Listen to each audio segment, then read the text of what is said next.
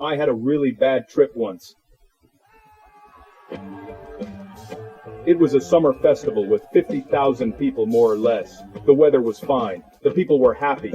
Young, beautiful people. I was 18, I think. I was occasionally smoking joints, and occasionally getting drunk. You know, my friends were faking all the way, and they used to be happy and party and dance all the time, and they hated me because I was too serious. Not fun to hang out with at all, just boring. I thought the world was way too stupid to be happy and party and laugh and do all those things, you know, whatever. I was unhappy with family relationships. I was unhappy with any relationships. They used to play Bryan Adams a lot at that time. Those were the best days of my life. Those were certainly not the best days of my life. They didn't appreciate that I didn't appreciate it. I was gifted. I believed in myself. And I thought I was smart. And I was ambitious in the sense that I wanted to not just be a stupid big boss and become successful, like the people that made my life miserable. But I was ambitious in the sense that I wanted to do good things and have a real positive influence on people. That was the case, but at this young age, no one believed in me. Small town boy, who do you think you are?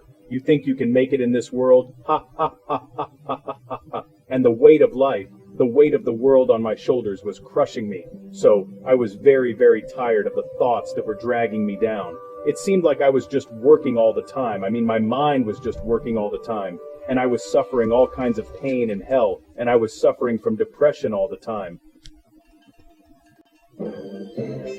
I'm sorry, I was about to tell you about the drugs. The drugs, well, we were at a summer festival with 50,000 people more or less. The weather was fine, the people were happy, and so on. I took some LSD on an empty stomach. I was mainly just a dead body at that point, as a matter of fact. Apparently I managed to keep sitting straight, and my spirit managed to keep my body alive. I was very self-conscious. I was very anxious.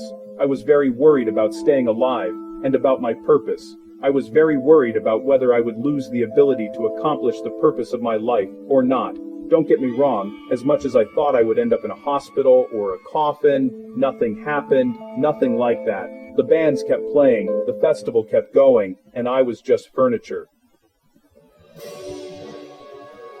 I thought, well, maybe I won't succeed in accomplishing the purpose of my life as well as I would succeed in doing that if I hadn't had these disruptive, dissociative, hallucinogenic drugs running through my veins and my mind. As it seems from this point of view, it's 30 years ago. I had serious thoughts. Yes, but at that moment, I didn't have the energy to keep my body alive, nor did I have the energy to keep my mind alive, nor did I have the energy to keep my mind in my body. I figured at that time that if my spirit would leave my body, that event would be a one-way street, and there would be no coming back from that. At that time, I was thinking there was only a 1% chance of getting out of this alive. As it turns out, survival instinct allows humans to get energy out of who knows what, and survival instinct allows humans to get energy out of who knows where, and out of who knows how. The struggle is real, I can tell you that much. The struggle is harsh, hard, and real. In the meantime, my body was sitting in the grassy meadow, a numb, dead body, kept alive with sheer willpower. I did not possess enough energy to even be aware of the fact that I was just sitting there. Sure, I was not aware of my body, but I was exceedingly aware of the idea that all these people around me, who were having the time of their life at the festival, were aware of my body. I mean, it felt like they had taken possession of my body, and I was very ashamed of that. Sure, I thought, when have I ever given these people my consent to take possession of my body? I also thought, I'm far off. I'm completely gone. I'm not of this world anymore now, and all those people around me are noticing that for sure. I mean, how could they not notice? Because I'm too far gone, and I can't even check it, because my sight is too blurry. My sight is so blurry that I can't see straight. On top of that, my whole existence is roller coasting all the time. Energy makes it easy to uphold a very refined feeling like shame, but that's what I was missing. At that time I thought, and I'm still thinking this right now, surely these people get some energy out of their parents and their family and friends. It's easy. Maybe they get some energy out of their lovers. It must be so easy.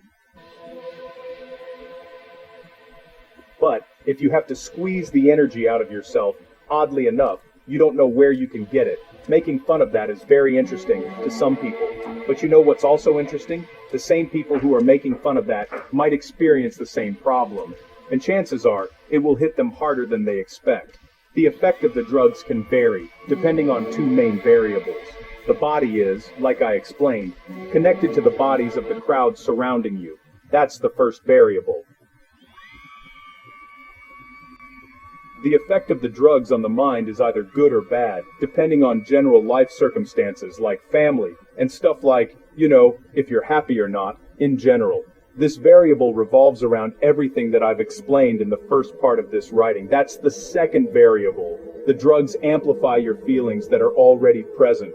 The drugs increase or amplify good feelings, and they increase or amplify bad feelings.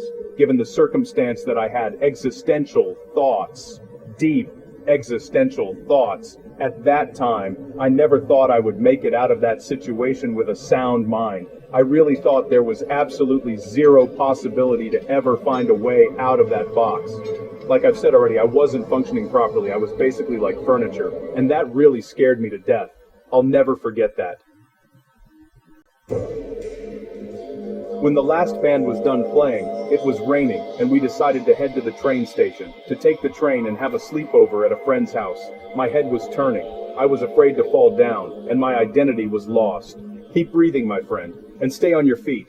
You're almost there. You can make it. There was actually a real human, a real humane person, who helped me, and that made me feel like I was real and alive. She took me by my arm like a nurse would take an elderly person by his arm in a retirement center. I wouldn't have been able to make it to the train station by myself anyway. Even though a lot of people were heading to the same direction, not everyone was. You could have said, just follow them, but a task as simple as this one was too difficult. My body felt like a body of a drunk person, but in a body of a person who's too weak to keep up with that, if that makes any sense. I didn't fall down, thanks to this woman, and I will be forever grateful for that. I was trying my best to appear like a normal person, more or less. On a few occasions in my life, I nearly died, and this is one of them. That's the story. Thank you for sharing. God bless you.